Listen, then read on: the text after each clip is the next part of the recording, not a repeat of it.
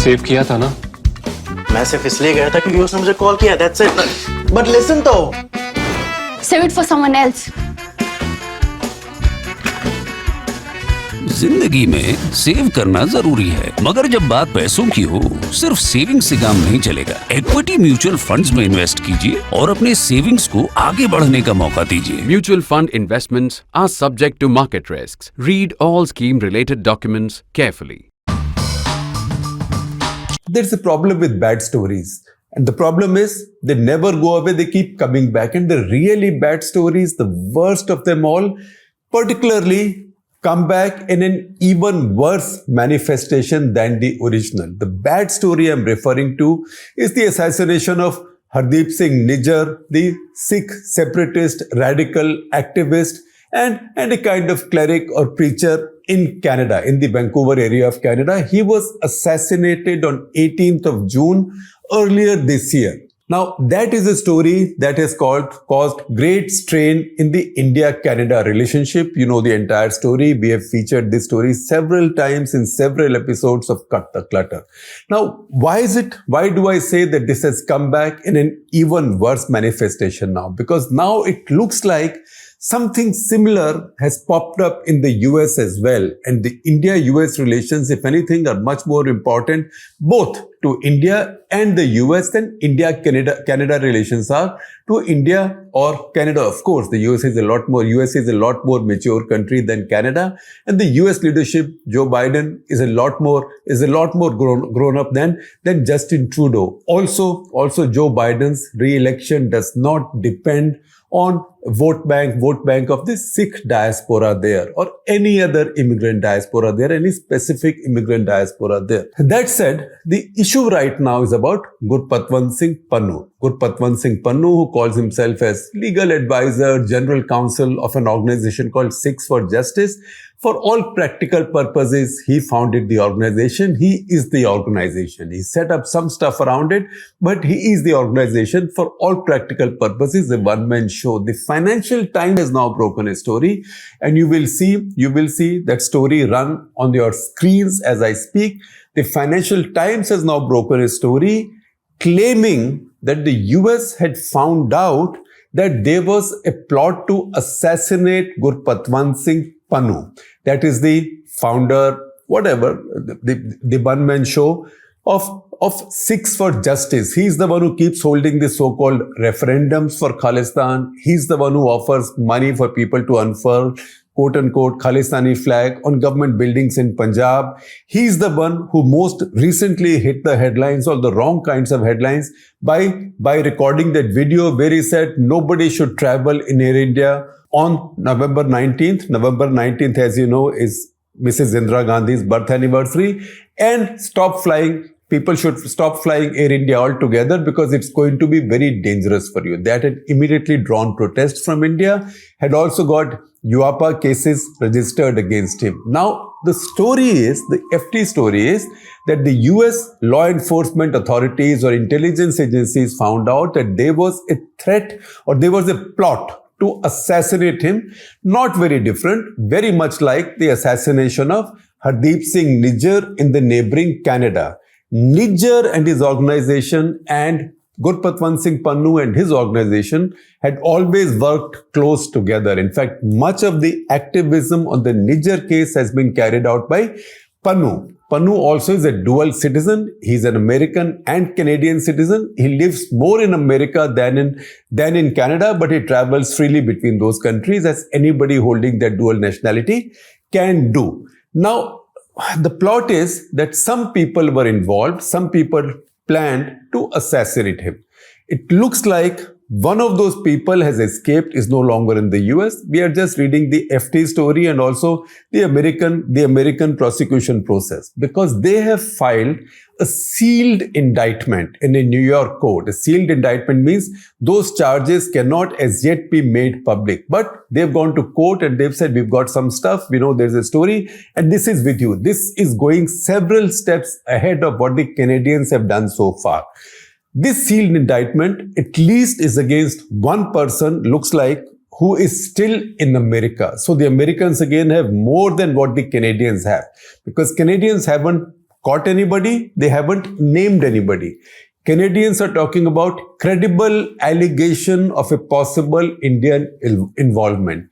Americans, on the other hand, American prosecutors have presented those allegations in a court of law, although they have not made those public. Once again, FT tells us that the reason they have not made them public, we don't know for sure, but it's possible that they are not yet making them public because they are waiting for the Canadians to take their prosecution process forward. What FT also confirms is that it is something which has not been denied either by the US State Department or the US National Security Council or Indian Prime Minister's office, which actually said nothing. They only directed FT to MEA, but MEA has not commented on this, but has still not denied it. And that is the point, that the US issued a warning, maybe informally, to Government of India at the right levels in June, shortly after Prime Minister Modi's trip to the US ended. Americans are clever and grown up. They don't want to ruin a bigger relationship with what is seen as an incident, however disturbing it might be to the Americans. So they did bring it up with the Indian side by way of a warning that, look, don't do these things, we don't like it. And we don't know what other details were discussed. If anything, something was done, it was done discreetly. Unlike, say, in Canada's case. In Canada, the Prime Minister himself, the Chief Executive, went to Parliament and said that there were these allegations and his agencies were investigating, and shortly afterwards, his foreign minister announced the expulsion of a senior Indian diplomat, actually the raw resident in Ottawa. He was sent home as persona non grata, and then in India, tit for tat expulsions took place. The person in charge of the Canadian intelligence agency ceases. He was expelled from Delhi, and after that, New Delhi withdrew diplomatic immunity for a bunch of Canadian diplomats to bring parity in the size of diplomatic presence between the two countries. That was not just tit for tat, that was much more than tit for tat. That was a very strong reaction from India. Now, with the Americans, such a reaction has not taken place. And one reason such a reaction has not taken place is that the Americans have also kept it quite discreet. The FT did reach out to Gurpatwant Singh Pannun, who lives in New York, but also has an office in California and travels to Canada often. And he said he also did not deny that he had been warned by US authorities. He, in any case, carries a lot of security. If you see his visuals, his pictures, his videos, he has these really big guys who go with his bodyguards. And in fact, in Canada, at one point, there was some controversy because they entered a Gurdwara with him at a Gurdwara event, but were not covering their heads. So when you go to a Gurdwara, you're supposed to cover your heads. There was a controversy. I catch those things on YouTube because a lot of those videos go out of the Sikh diaspora in Canada. So he said, Pannu told Financial Times, and I quote him, "Let the US government respond to the issue of threat to my life on American soil from the Indian operatives." And then he goes on to say, and I quote again, "The threat to an American citizen on American soil is a challenge to America's sovereignty, and I am sure Biden administration is more than capable of handling such a challenge." Now, how the Americans might handle it, we don't know. How the Americans might handle it would depend entirely on how much do they know, and whether they might have the names of two people who they might say were involved in a plot to assassinate Pannu. But what will be the connection? How will they draw a connection, if any, with the Indian government agencies? That remains the question, because diplomats in any case are covered by diplomatic immunity. Is there evidence like that? Otherwise, this could also be, at least the Indian side were arguing and could argue with some weight behind that argument, that because there are a lot of intergroup rivalries among these people in Canada, besides Nijjar, several other Indian Sikhs have been assassinated in what looks like gangland warfare. Even Nijjar's killing, if you see the videos, it looks like a gangland hit. So Indian side would then claim that this is also some kind of a gangland warfare where arms are easily available. This is a plot in which Indian authorities or Indian agencies are being unnecessarily dragged. Now, the Americans are unlikely to be as immature as the Canadians so far. immature to the extent that they will not speak in public or they will not push it beyond a point unless they have clear evidence linking these to Indian agencies. And yet again, even if they have evidence, they also know the value to the India-US relationship. So they will still want to handle it so discreetly as not to damage the larger relationship, something that Justin Trudeau has failed to do. He has ruined the larger relationship. Although I'm pleasantly surprised to note that just before I started recording this, I saw the coverage, live telecast of the G20 online summit, and I saw Justin Trudeau present there with Prime Minister Narendra Modi speaking. So big nations, Canada is a big nation also. Big nations usually have patience. They understand that if some other nation, even if they think that some agency from another nation has done such a thing, they don't like it, they must react to it, but they handle it in a way that does not push the relationship over the edge. The Americans, it looks like, are following a more cautious route. There will be questions also about why this has come out now. Now, the fact is, there is a criminal investigation going on. In a country of the laws, which America is, in a country of the laws, when a criminal investigation goes on, at some point you have to go to court. So they have gone to court. This has become public, obviously because, first of all, a fine journalist has found this out, but also because somebody was willing to let the journalist know.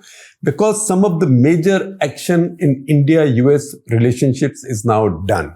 So in June, they waited to inform Government of India about this or their counterparts in the Government of India about this until Narendra Modi's summit meetings were over and he had returned. So that was 21st to 24th June of 2023.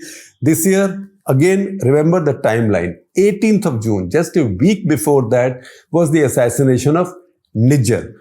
After Nijjar's assassination, the Canadians spoke out. It looks like, again, FT tells us, it looks like the Americans shared more details of the plot to kill Pannu with them. And if you see the visuals of Pannu's movement since then, the number of security personnel around Pannu, I don't know whether they are privately engaged or they are from some security agency, government security agency. The number has gone up. He does really look like he move around like a VIP, like a VVIP who's under threat or who's on some kind of a hit list.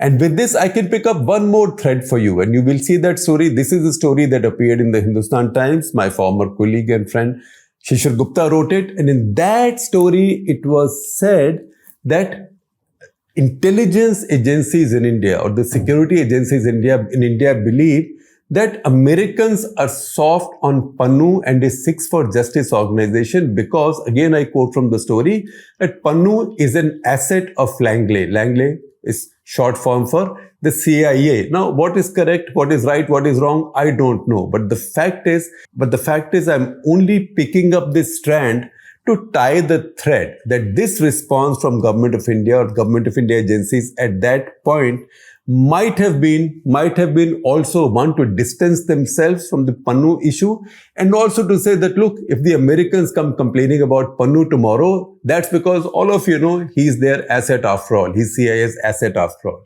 So these are games which agencies of big nations play even as they remain friends, and these games continue to be played not that harmfully. They do not ruin larger relationships as long as the principals in this case, that is the top leaders, know how to handle this. So let this be handled between diplomats and agencies.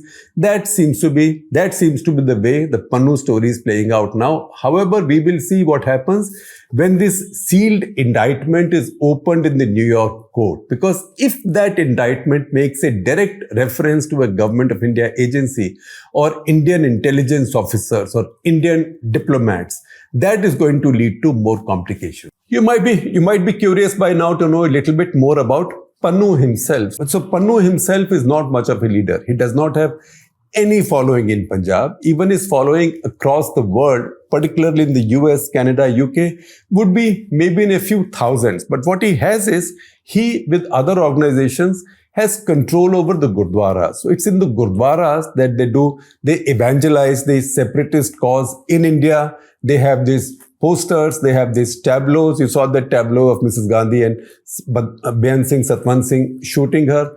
So they glorify Sikh extremism and they also continue to keep alive the sense of grievance in the Sikh community by using events that happened factually, but at the same time exaggerating them a great deal. That is how propaganda is done and that is how brainwashing is done. Also, Gurdwaras raise money. So from the congregation, from the devotees who come, because say in Canada, in parts of California, large parts of America where there are large populations of Punjabis, particularly Sikhs, they come to the Gurdwara. So it becomes a congregatory space. That's where they put boxes to collect funds for their own separatist cause. And there is pressure on everybody to pay money there. The other thing they do is, in Canada in particular, there are lots of Indian students, Indians who go looking for, who get some visas to go there, just pass IELTS in Punjab and go there, do some chota mota work to begin with. For many of them, a free meal is still of great value. So they are encouraged to come to the langars at these gurdwaras, and while they get their free meals, then they are asked to put up some posters or put up some flags, participate in processions, demonstrations, and things like that. Now, does it lead to any big separatist upsurge in Punjab? For heaven's sake, no. There is no separatist upsurge in Punjab. What it does, on the other hand, is it fouls up India's image and also it irritates the authorities in India.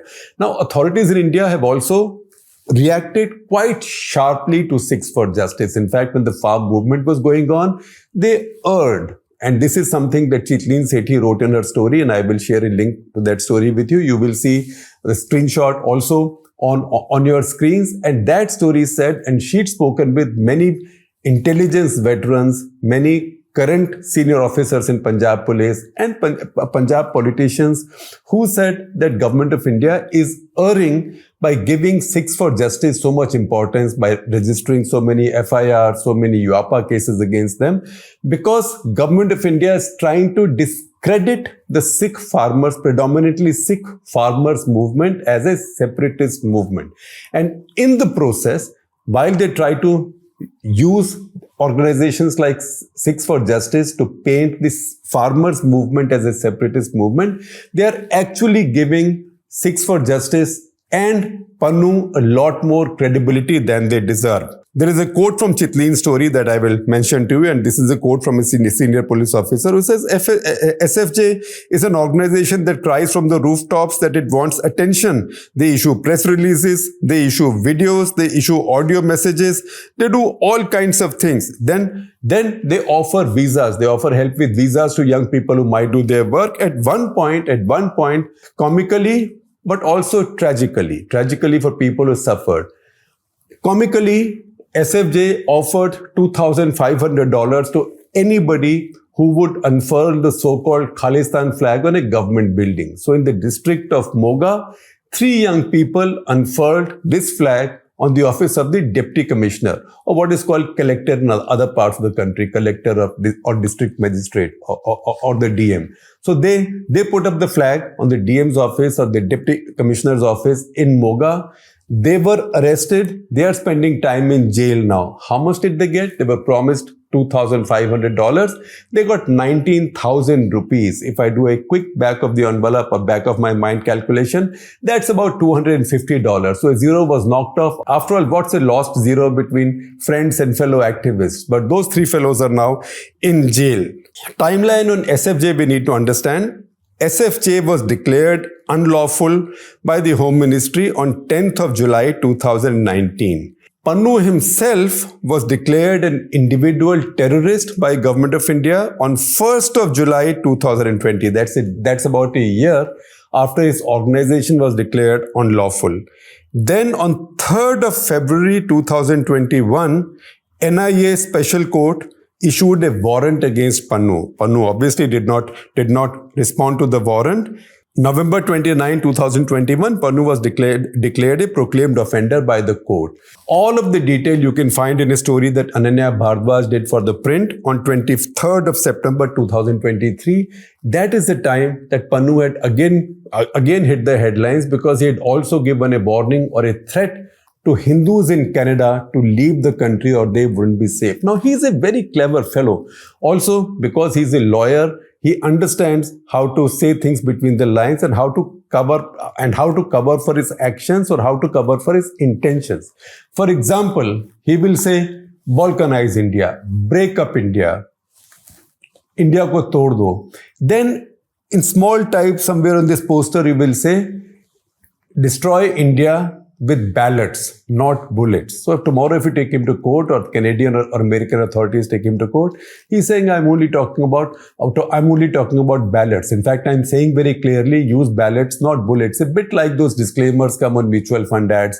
Usually they used to be read so fast that nobody would understand what they were saying. Similarly, these disclaimers appear in tiny type at the bottom of his posters. Even when he talked about Air India not being safe from 19th November onwards. In that one, he also said that our fight is with the pen. So he's talking about ballot, pen, but that is always an afterthought. That was always a formal disclaimer. That is a bit like a beer brand or a whiskey brand advertising itself in a surrogate manner as mineral water, as chilled mineral water. That is the tactics he uses and covers for himself legally. Pannu himself is a smart guy. He was at Punjab University, same university as mine, about a decade later than me. And I believe my colleague Chitleen Sethi, who is our Chandigarh bureau chief, she tells me that in the 80s, that is when break dancing had become very popular. And he was then seen to be the champion break dancer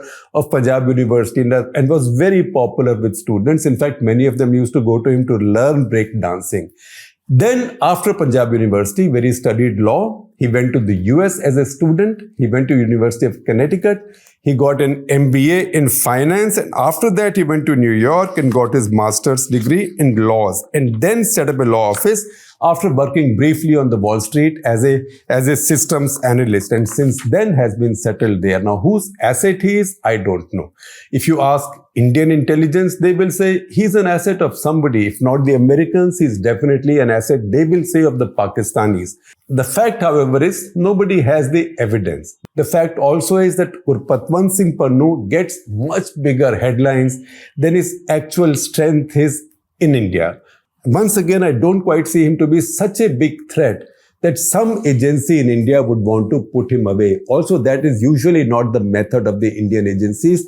Because if you ask me, he's a much bigger headline than the substance, either in his politics or in his activism or in his separatism. At the same time, given how important the India-US relationship is, this is something that both countries will need to handle very, very sensitively. This is not like the India-Canada relationship, which can be allowed to go into tailspin maybe for a year or 2 years, or unless the government changes in Canada, because there is a lot more at stake in the India-US relationship. And that's the reason I said that this is a case of a bad story coming back in a much worse manifestation, because underlying all of this is not the India-Canada relationship, which can go into deep freeze for at least some time. Underlying this is the India-US relationship, which is key to India's strategic interests right now.